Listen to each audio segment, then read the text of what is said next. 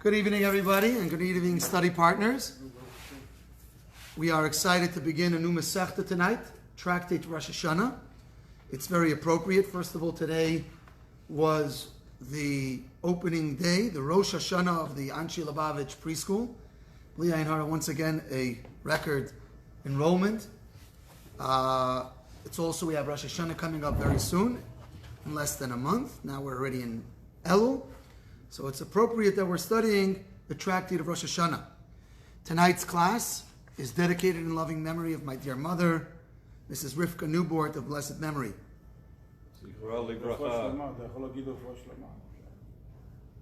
So, okay. Rosh Hashanah, the Masechta of Rosh Hashanah begins not with the laws of Rosh Hashanah per se, but rather with other laws that have to do with New Year's in general. Rosh Hashanah, the Masechta of Rosh Hashanah, really is a Masechta about the festival of Rosh Hashanah, where we sound the shofar and do teshuvah. But the Masechta begins with other laws to do with different Rosh Hashanahs. There are different New Years for different things. And so we'll let the Mishnah do the talking here. Arba Rosh Hashanah. There are 4 different New Years, heads of the year. Be'echad ben Nisan, on the first day of the Jewish month of Nisan, Rosh Hashanah l'malachim v'leregalim. This is the Rosh Hashanah, this is the beginning of the new year for kings and for festivals. Now, there's many laws that follow this rule. For example, when you come to contracts, when you come to a contract and you write in the contract, in the first year of the reign of King Shlomo, for example. So, when is the first year of the reign of King Shlomo? Until Rosh Chodesh Nisan. Once you get to Rosh Chodesh Nisan, it's already the second year. So for argument's sake, let's say he was coronated on Purim. So his first year is only 4 weeks. Because that's his first year. Comes Rosh Chodesh Nisan, he's already in his second year. So if we have a contract that says so-and-so borrowed money from so-and-so, and his properties are on lien for in this contract, and this contract took place in the first year, or the third year, or the 20th year, whatever it is, of King so-and-so. So how are those years calculated? They're calculated in the manner that we just described above. The first year is when he's coronated. Comes Rosh Chodesh, Nisan, it's already the second year. In addition, it's also the Rosh Hashanah for festivals. Now, what does this mean? This has other halachic implications. For example, when you have a shtar and you say that, I'm sorry, not a shtar, but if a person promises that he is going to bring a vow offering to the Beis HaMikdash, so there's a mitzvah, Kisider Neder LaHashem, Leisacher L'Shalmei, when a person makes a vow to Hashem, he should not be late in paying this vow. So whatever he says, I'm going to donate to the Beis HaMikdash X amount of dollars. So now the rule is that he should not delay it. What's considered delaying it? So what's considered delaying it is the 3 festivals. Now the question is, which 3 festivals? So if he was to make this vow on the first day of Nisan, by way of example, so now what's the first? Pesach, Shavuos, Sukkot. By the end of Sukkot, he has to pay up. So he has how many months? About 6 months, right? But let's say he makes this vow right after Pesach. So now Shavuos and Sukkot don't count. He waits all the way till the next Pesach, Shavuos, Sukkot. Because the Rosh Hashanah for the new year for festivals is in Nisan. So Pesach is the first one. So the 3 festivals that he counts have to be in order. So it makes a huge difference as to when he is making this vow. So this is what it means when we say that the new year for festivals is on the 1st of Nisan, meaning to say that it has to be in order. Chag HaMatzos, Chag HaShavuos, Chag HaSukkos, just like it says in the Torah, in that order. Be'echad be'elul, Rosh Hashanah Lemaiser Behema. The first of Elul is the new year for Meiser Behema. Now, what is what? This is the second of the New Year's. This is the next of the New Year's. We said Next 4. Yeah. So this is the second of them. What is Meiser Behema? What is Meiser Behema? Meiser Behema is, the Torah tells us, a law that with sheep and cattle, you corral them into your pen, and you create a narrow doorway for which they should go out, and you count 1, 2, 3, 4, 5, 6, 7, 8, 9, 10. You strike it with a stick that has a red dye on it. That is the Kodesh. That is the Holy One. That is one that is brought as a carbon. That is donated. Meiser. So now, Lo Yomer Tov Berat, Ra B'Tov, the Torah tells us you don't switch it, good for bad, bad for good. Whichever one goes out, number 10 is the number. Now, the way it works is that it has to be within the same year. Meiseris, tithes, you don't give from one year to the other year.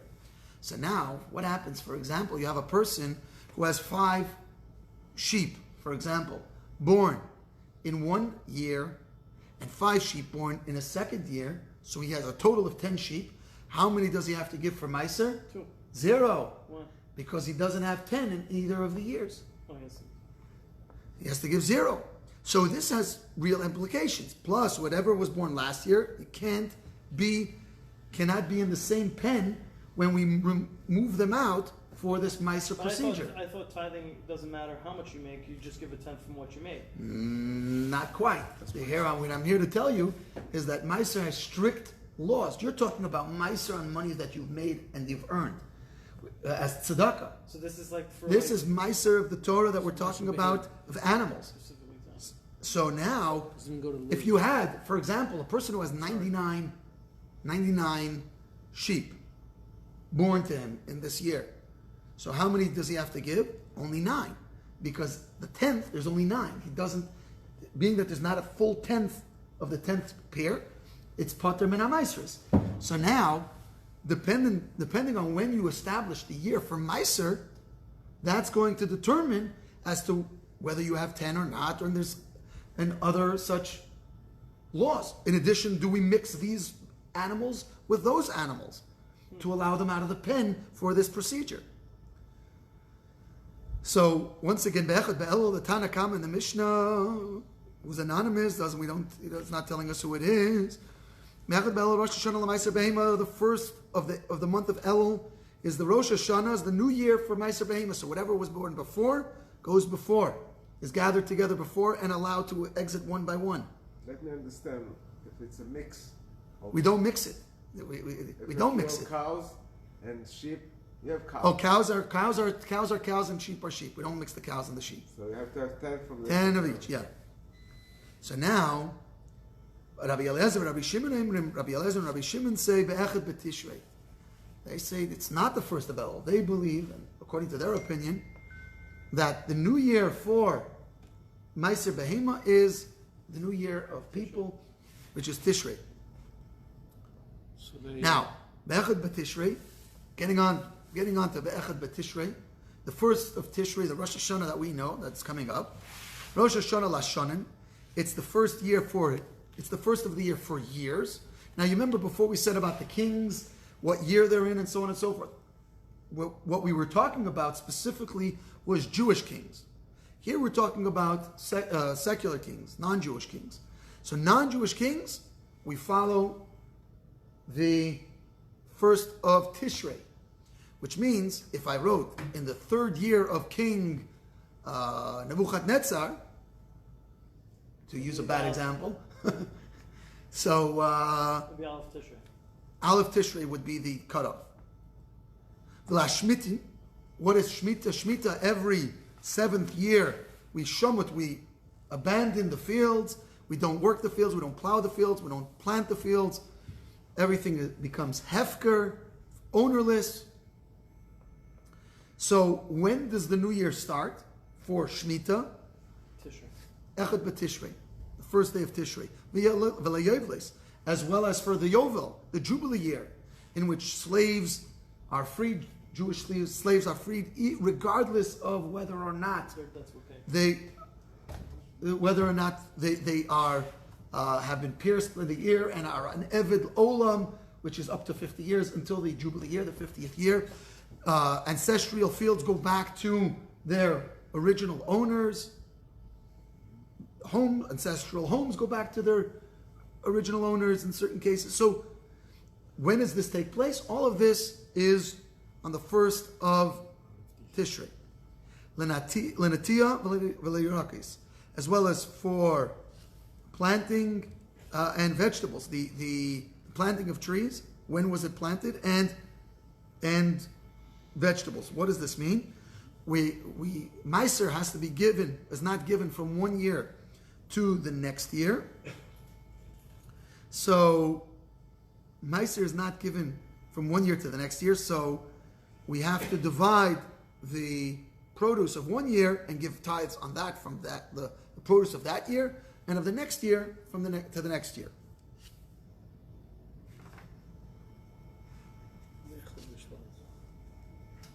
So now Nitiya. So we said before Nitiya for planting of trees, right? Now when is the new year for trees? Tu B'Shvat. Well, that's up to debate. We're going to get up in a minute, but the accepted opinion, of course, is Chamisha Asar B'Shvat. So what does this mean when we say Nitiya of trees? What are we talking about here? Isn't that some other time? So the answer to this is that we're talking about in terms of Orla, not in terms of Meiser. In terms of vegetables and grains and all of that, that has to be when? That is Aleph of Tishrei. But when it comes to planting of trees, so the new year for the trees is Chamisha Asar B'Shvat, as we just said. But there's another item at play here, and that is called Orla. Orla is the rule that when you plant a tree, the first 3 years, you're not allowed to eat of the fruit, and in fact, it must be burnt. And the 4th year, it's Kodesh. You bring it up to Yerushalayim, and then in the 5th year, it's a regular year for the trees. Even if a tree was planted and it's an old tree and it gets uprooted and gets replanted, it starts again, the 3-year process. Yeah. So if it has taken root before, yeah, that's right. So now if it has taken root before Rosh Hashanah, so let's say it was planted, I don't know, a month or 2 before, and it's now taken root. So guess what? Your first year is already done within a few months. Okay. Echad B'Shvat. They bring you trees. They said this is already in where they grew it 5 years, and they bring it to you and said that's okay already. Well, that's if you'd have to not plant it in the ground. They bring it with the dirt together. With the dirt together. Okay. Be'echad B'Shvat. Be'echad B'Shvat. We're not. This is not the main discussion here, so I don't want to get too sidelined here. There's many details of Arla. Is a complicated subject, so we're just giving the general gist here. Be'echad B'Shvat, Rosh Hashanah Le'ilan. On the first day of the month of Shvat is the new year for trees. This is Kedivri Beis Shammai. Beis Hillel Leimim B'Chamisha Asar Bay. Beis Hillel says on the 15th day, and who do we hold like? Beis Hillel. So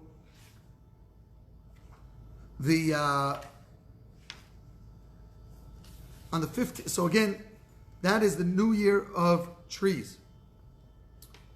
Okay. This has all been a very long detailed Mishnah Aleph. It's at least 10 pages in the Gemara because I'm still on page 10 and haven't gotten through this. Yeah, well, you're going to be going a little longer there. Okay. So now we're talking about Rosh Hashanah's New Year's. And the first New Year is what? Our Rosh Hashanah. And what happens on Rosh Hashanah? Rosh Hashanah, Yikosevon. It's written who's going to live, who's going to die, and so on and so forth. The judgment. All of these details are written on Rosh Hashanah. So now the Mishnah is telling us that Rosh Hashanah is not the only time that the world stands in judgment. There are 4 times. B'Pesach halatfuah. On Pesach, the world is judged on the grain, whether the grain is going to be good and plentiful, or it's going to be few and not and weak and sparse. That's the Omer. So that happens on Pesach. That's when we're judged on the grain. Batzeres, on Shavuos, al Peres Ha'ilan. The world is judged on the fruit of the tree. And again, is there going to be strong and healthy and plentiful, or God forbid, the opposite? Beresh Hashanah, on the beginning of our new year, the one that we're talking about, the one that's coming up. Kol boyelim even lefonav givnei morein. All of the inhabitants of the world, all the people, pass before God like young sheep, just like the process that we spoke about before, going through the corral, going through the pen, and God judges us.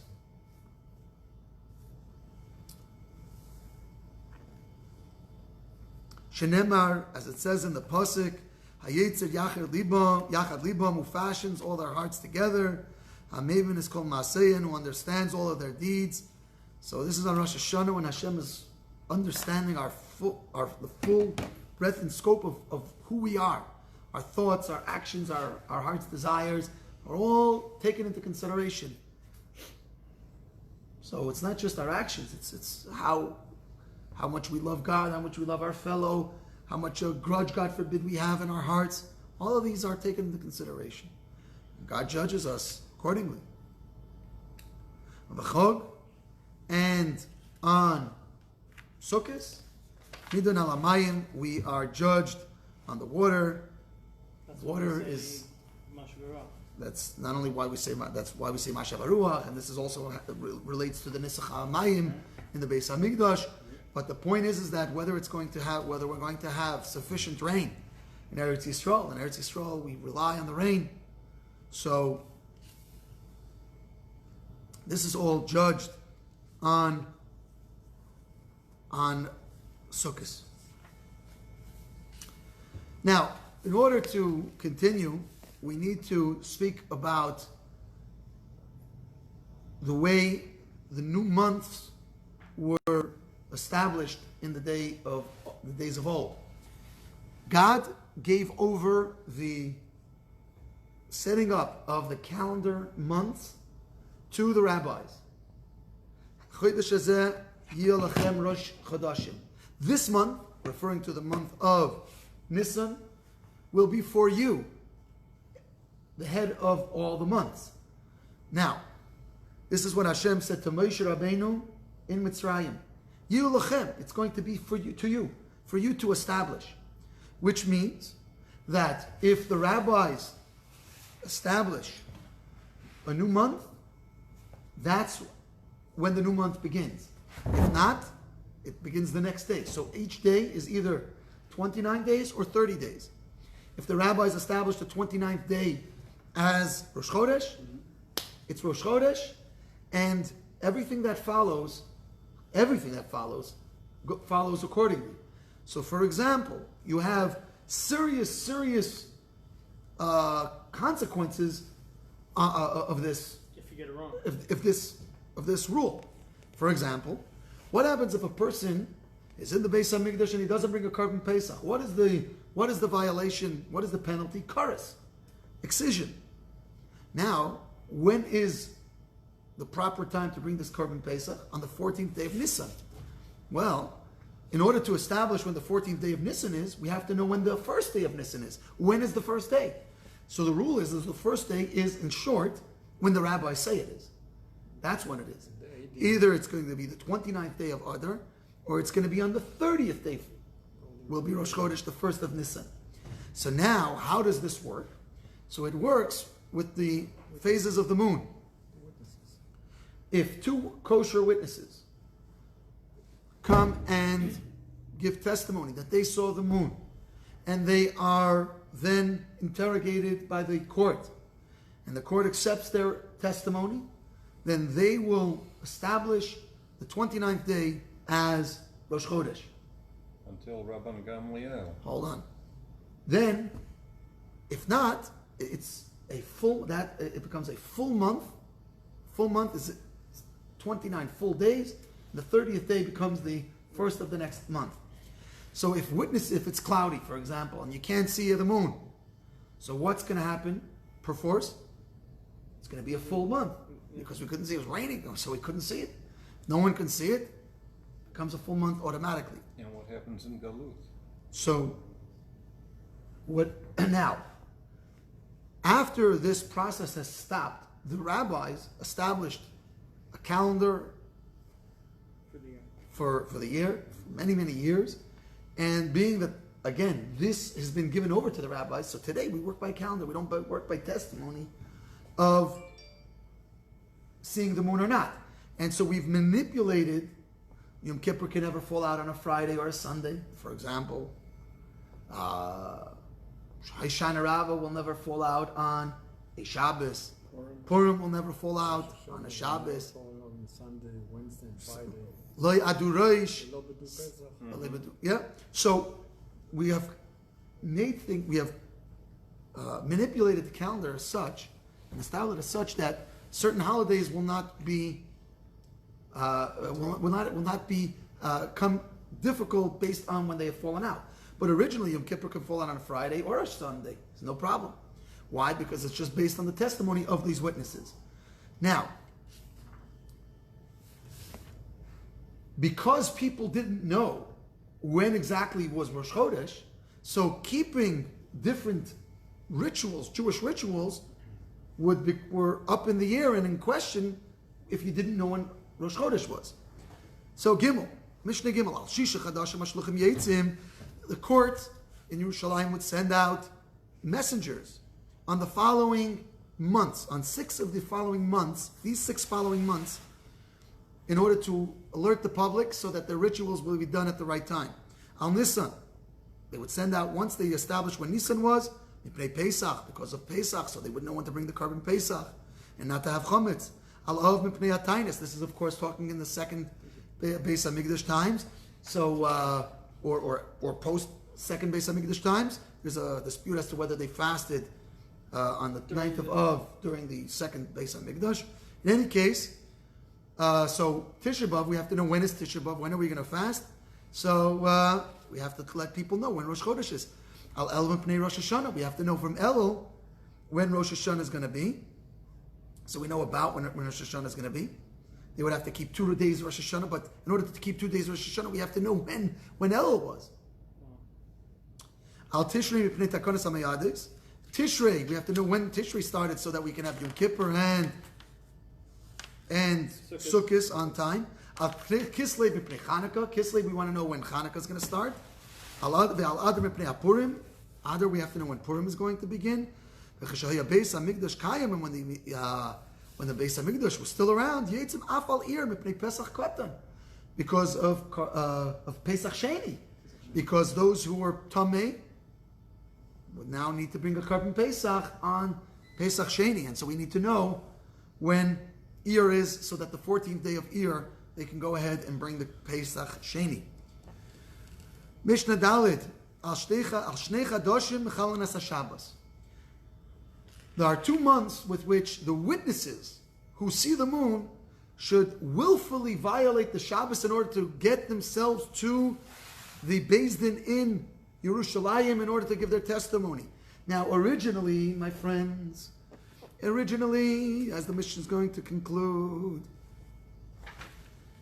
they would violate the Shabbos on every month, not just on the following 2. Why? Because of the Musaf. We have to give, there's a carbon Musaf, and we have to know when is Rosh Chodesh. Was the moon sighted or was it not sighted? However, after the Beis HaMikdash was destroyed, we're no longer bringing the carbon musaf. And so in such a case, so there's no need to violate the Shabbos. The rabbis stopped this practice except Al Nisan Val Tishrei, except for the months of Nisan, because of Pesach, and Tishrei. Shebehen Hashluchim Yetzim L'Surya, because we also had to go, not only, we had to let everybody know for these practices. We have Yom Kippur, we have Sukkot, we have Pesach, and they would go as far as Syria to let everybody know when is Pesach. And this again has serious consequences. When do you have your Seder? When do you keep Pesach, and so on and so forth? When do you keep Yom Kippur? So otherwise you have some people who are keeping Yom Kippur on the right day. Uvehen Mesaknes and Amayades. We don't want to keep Yom Kippur 2 days. and so based on this, they would fix the Yom Tiv. As we said before, but when the Beis HaMikdash was around, and any month we would violate the Shabbos to get to Yerushalayim, and we're going to explain what this includes. Because we're going to have to bring a carbon musaf, meaning that we have to bring a carbon musaf. So it's a mitzvah asay to bring the carbon musaf in its right time. It's a lois asay to violate the Shabbos. Mitzvah asay, doichen lois asay. We violate, just like a bris milah. If we have to make a bris milah, you're not allowed to draw blood on Shabbos, but the mitzvah of milah is on the 8th day, so it supersedes the Shabbos. Now, says the Mishnah, bein shenidav alil, bein shalenidav alil, whether the new moon was clearly visible or whether it was not clearly visible, machalla was a Shabbos.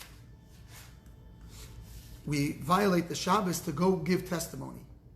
Meaning to say that, let's say, according to this opinion here, if everything is clear, the sky is clear, and now 2 witnesses see the moon, and it's the night of Shabbos, and they're going to have to walk, they're going to have to violate the Tchum Shabbos, and they're going to have to go on a donkey, and so on and so forth.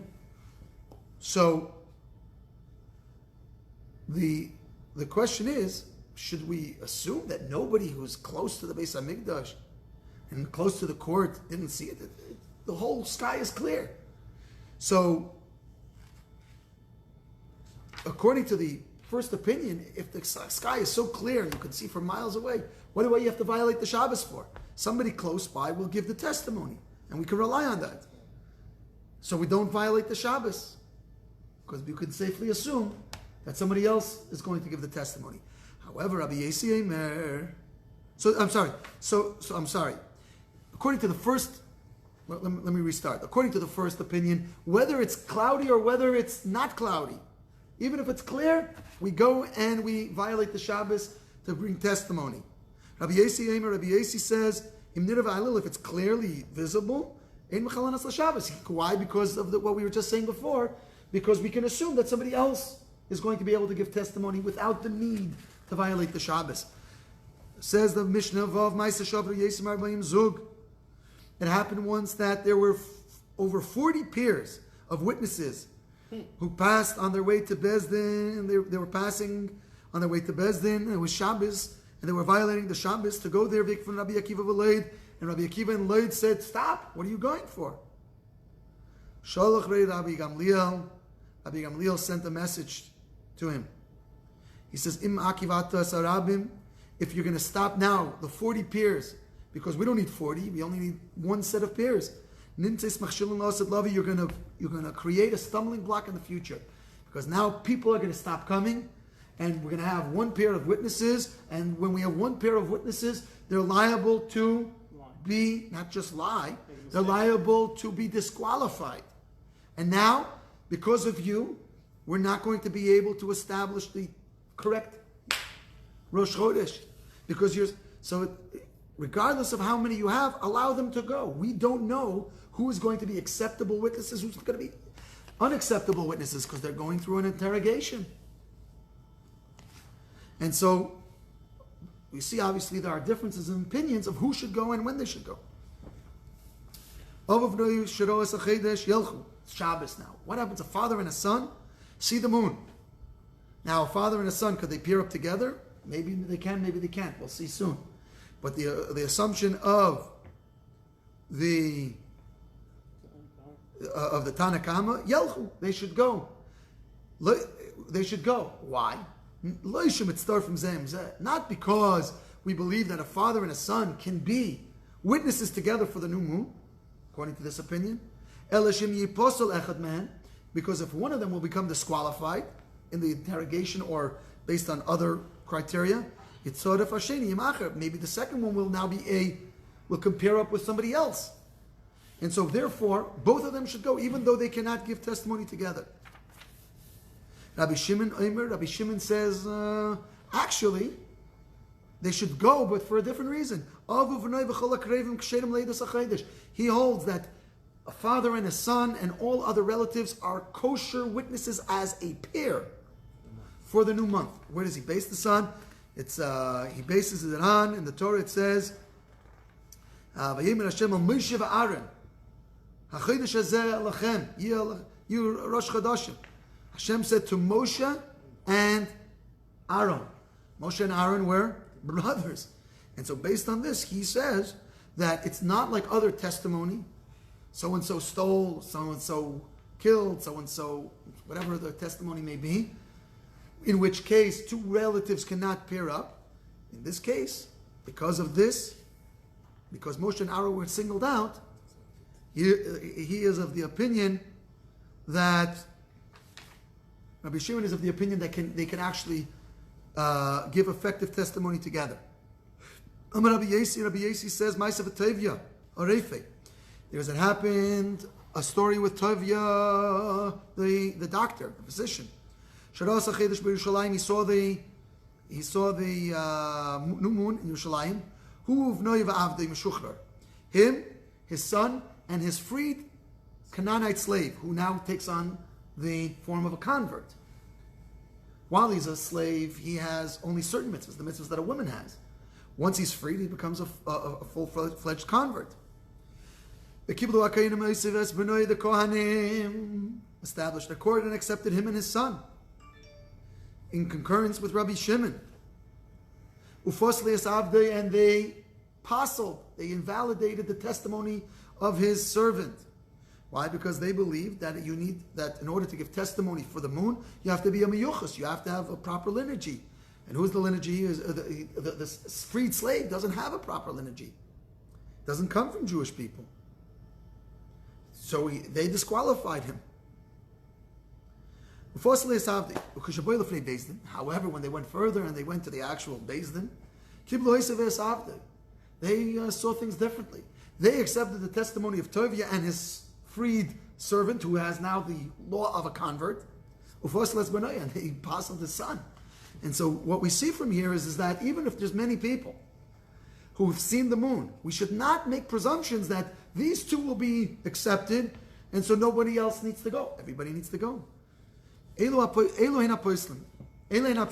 the people who are invalidated in any case from giving testimony for the moon, and in other cases as well. But here we're talking about the moon.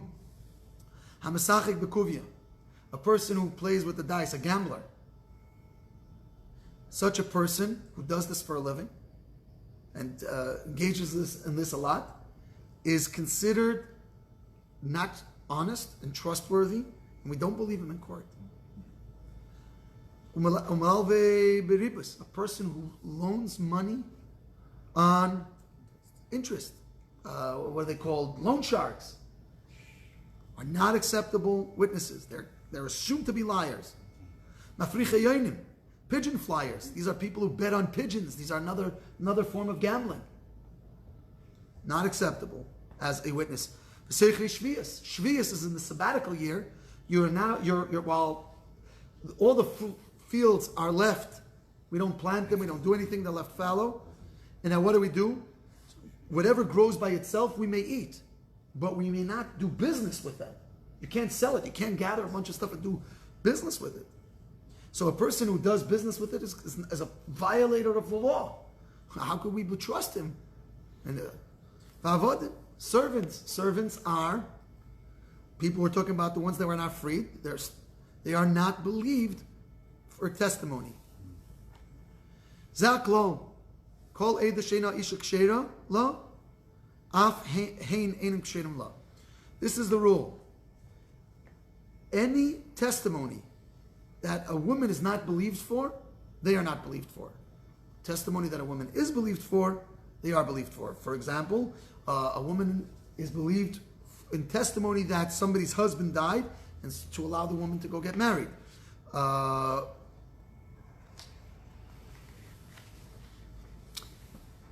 If a woman testifies that a woman who has been warned of the sota, as a sota, that she was secluded with another man, so such a woman could bring testimony and force her into the process after she had been warned already.